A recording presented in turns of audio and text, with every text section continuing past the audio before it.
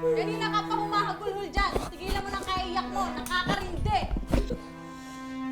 Ba? Pag di ka tumigil dyan, lalagyan ko ng busal yung bibig mo, ha?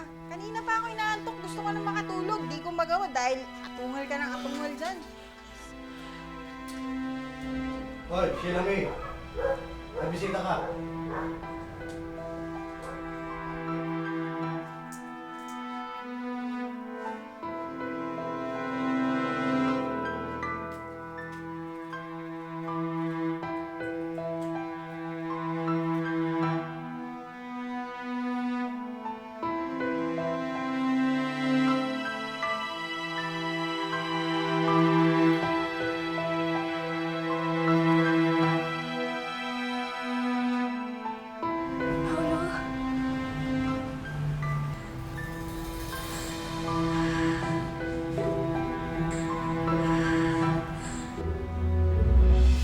Hello, General. Ang duda ko, etong si Betty, nasuhulan niya si Chief Bustamante at yung mga tao niya eh. Opo, papunta na po ako dyan. Thank you, thank you. Asahan ko po tulong niyo. Okay, salamat. Pare, wala na ba ibibili siya? Pare, ayaw ko may mangyari pa sa mga kay Jezebel. Mabagal pa ba sa itong maneho ko? Kaya halos hindi na lumalapat yung gulong sa lupa. Baka pagbilisan ko pa ito eh, sa langit na tayo mandar.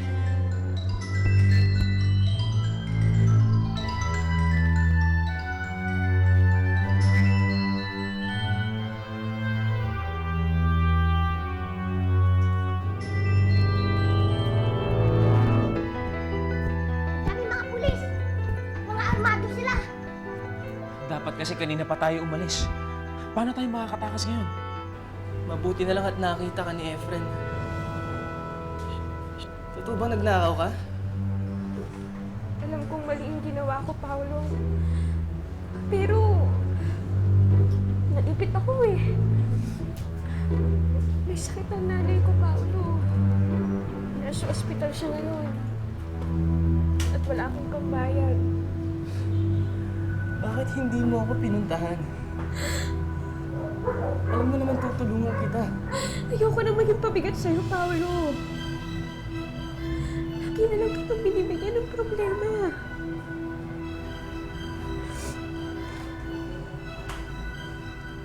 Huwag ka na umiyak, ha? Kausapin ko si Sargento. Wag! Malaking halaga ang hinihingi nila sa akin para sa pampiyansa ko. Okay lang naman ako dito, Paolo eh. Kung gusto mo talaga akong tulungan, puntahan mo ang nanay ko sa ospital. Huwag mo siyang pababayaan. Ikaw na muna ang bahala sa kanya.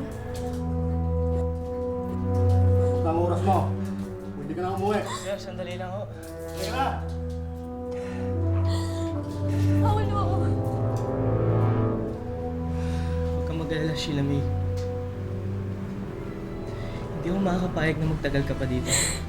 Gagawa ko ng paraan. Babalikan kita.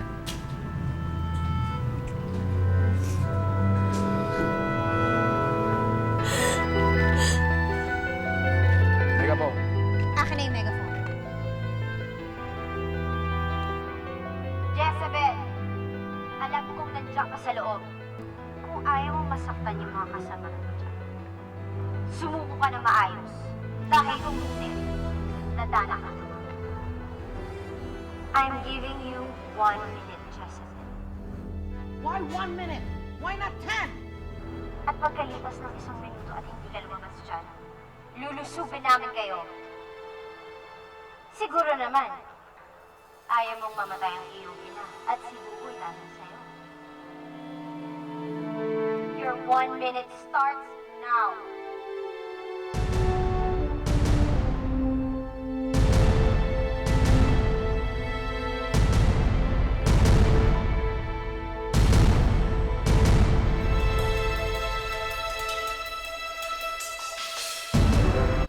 Sir Fredo mo? Dumaan po dito kanina, pero umalis din po kasama po si Sir Leo. Si Ma'am Ava. Wala pa rin po eh. Ni tawag, wala po. Sir, may nag-iintay po sa inyong bisita.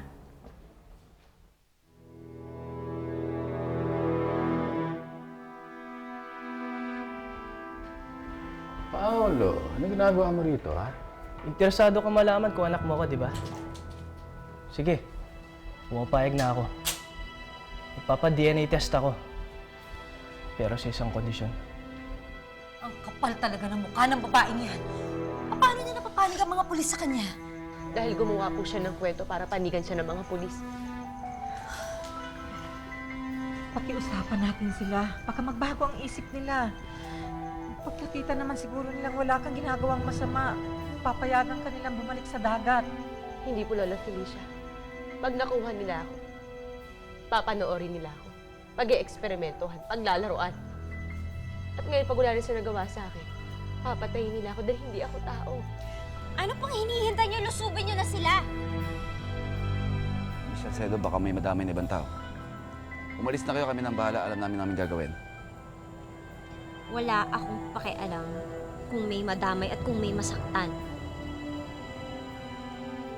My commander wants Jezebel alive, Miss Salcedo. Well, I want her dead. Anong kondisyon? Wala sana ako intensyon na magpunta dito.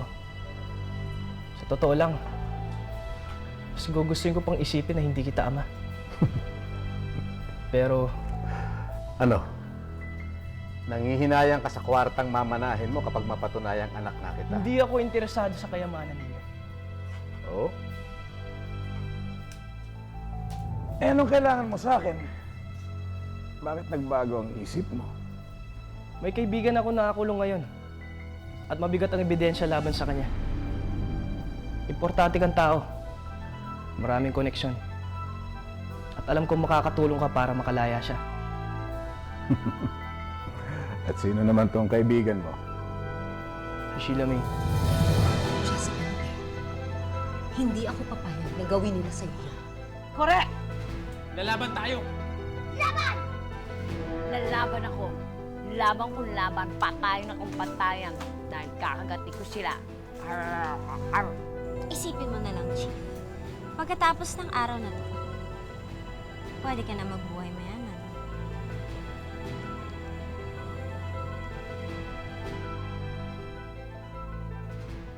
Nakakulong si Sheila May. Hanggang ngayon pala may pagtingin ka pa rin sa kanya.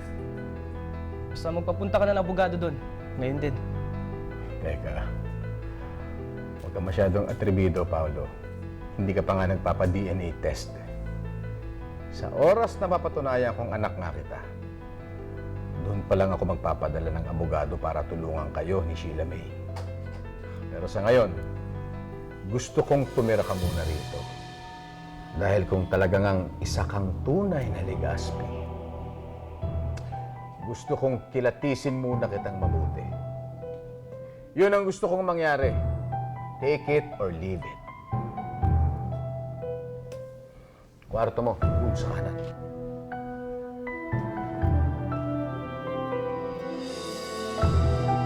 Tama na. Wala naman talaga tayong magagawa eh. Ang dami nila, hindi na tayo makakatakas. Men! Wala magpapaputok hanggang di sila lumalaban. Sa oras na may lumaban, ready to open fire. Understood? Ito na ata ang katapusan ko. Diyos ko, tawarin niyo po ako sa aking mga kasalanan. Tawarin niyo po ako sa aking mga kakulitan. Rebos, itakas mo na si Jessica. Dali! Jessica, dali ka na! Hindi. Susuko ko sa kanila. Ibigay mo ako sa kanila. Jessica. Inasusuko ko sa kanila. Ibigay niyo na ako. Hindi ka susuko. Ikaw na rin ang nagsabi na kapag nahuli ka nila, papatayin ka nila.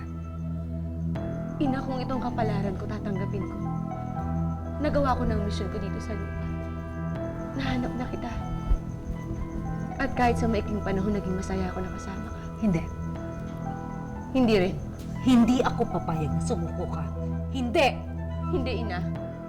Hindi rin ako papayag na mapahama kayo lahat ng dahil sa akin. Kaya susuko ako. Ina, patawarin niyo ako kung susuwayin ko ang utos niyo. Pero hindi ko kaya na may mangyari sa inyo masama. Kaya susuko ako sa kanila.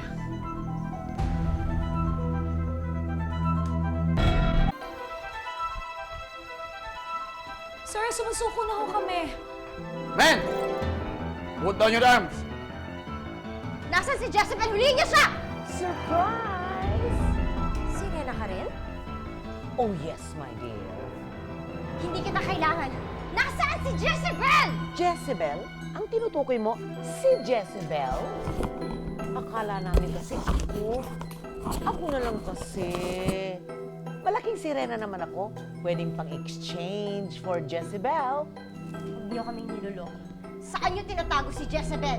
Wala siya rito. Men, search the place! Move! Sige na, Erebus, ibalik mo na ako dun. Kailangan mo na sumuko sa kanila. Huwag na matigas ulo mo, Jezebel. Hindi ako papayag na malagay pa sa peligro ang buhat mo. Alas nyo nga yun sa harapan ko, nakakadiri! Excuse me? Sirena? Nakakadiri? Baka ikaw ang nakakadiri. Dahil mas malansa pa sa isda ang nabubulok mong pagkatao. Dalhin niyo nga itong balyena mo to sa palengke at ipabukas niyo yung bituka, baka nabubulok na yan! Ay, Diyos! Diyos ka ba? Hindi lahat ng inuutos mo ay masusunod. Dahil demonya ka. Ha? Walang yakap! Ay, nakuha mo! Ayan kayo! Sa harapan ko! Tama na! Tama na po! Pasensya na po kayo. Kailangan namin kayong dalhin lahat sa presinto.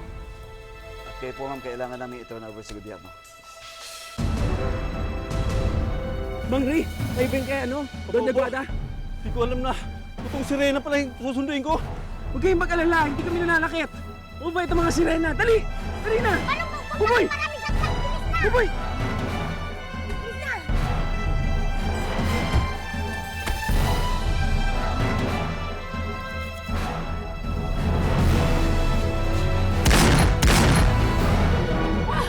Puntahan nyo! Doon! Teka, huwag niyo sasaktan si Jezebel! Huwag niyo nasa ginagawang masama! Sir, huwag niyo saktan si Jezebel. Wala siyang ginagawang masama. Huwag niyo silang hayaang makawala! Hulihin niyo sila! Miss Salcedo, tama na. Sumusobra ka na. Isang salita mo pa, mapipilitan ako arestuhin ka.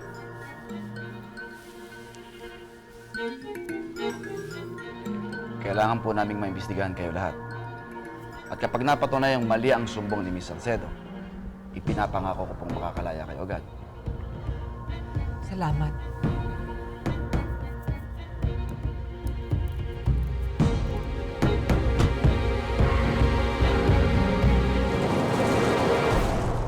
Hulihin niyo sila! Huwag kayo!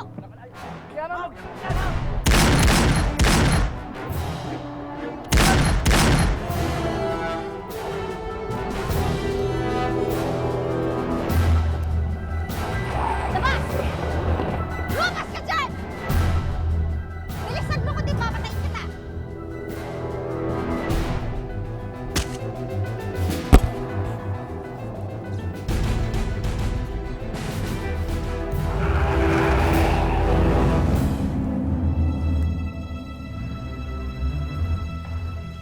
Babahan niyo ba rin nyo?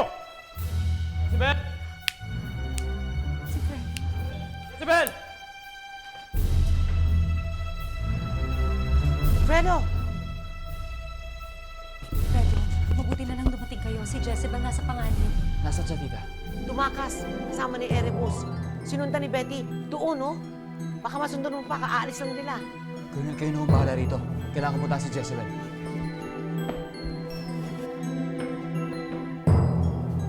Bustamante, Colonel Bernal. You were given an illegal order. May sumusunod sa atin! Ang kulta ka ng bungang Betty na yan! Ay, ito yung tantanan! Matindi talaga ang galit sa akin ni Betty. Hindi siya papayag at hindi niya ako napapatay. Hayop ka, Jezebel! Hindi kita tatantanan! Mano, itigil niyo sa sakyan. Susuko na lang ako kaysa madami kayo ditong lahat. Hindi! Hindi ka susuko! Kuya, bilisan nyo! Dali! Manong, bilisan nyo! Action to! Wala sa akin! Mama, tumungo ka!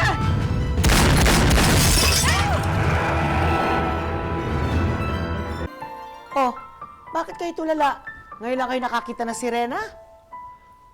Kala ko si Jezebel lang ang sirena. Meron pa palang iba. Alam ko namang interesado ang gobyerno kay Jezebel for scientific reasons. Hayaan nyo na siya makatakas.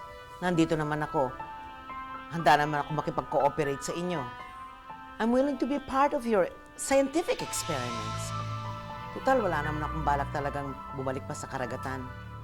Dito sa lupa, ito na ang aking naturingang mundo. Colonel, anak ko si Jezebel. Pero hindi ka sirena. Mahabang storya, pero nakikiusap ako sa inyo. Huwag niyong hulihin si Jezebel. Hayaan niyo na siya makabalik sa dagat. Napakadami ng paghihirap ang naranasan dito ng anak ko.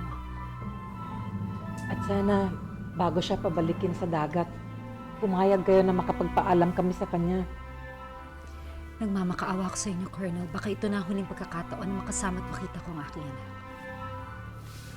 Huwag kayong mag-alala, ma'am. Pagbibigyan ko ang kailangan ninyo. And, let's go!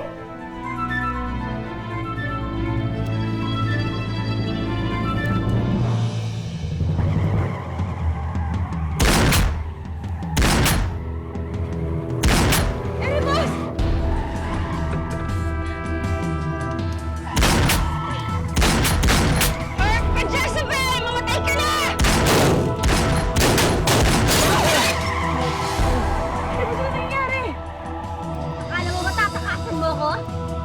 Nagkakamali ka, Jezebel. Hindi ka na makakabalik sa dagat. Dahil sa impyerno na ang destinasyon mo! Ikaw na mabaling sa impyerno! Tapusin na natin ang laban na to, Jezebel! Dahil tatapusin ka ng buhay mo! Leo, please! Sabuli mo sila! Teka, bagal lang tayo. Hindi! Baka pinarnal to eh. Kaya mo na! Habulin mo! Habulin mo! Bisa mo! Ito na lang, sagad na yung pa ako. Iyak, Fredo. Gusto mo kong kalabanin? Sige. Pagbibigyan kita.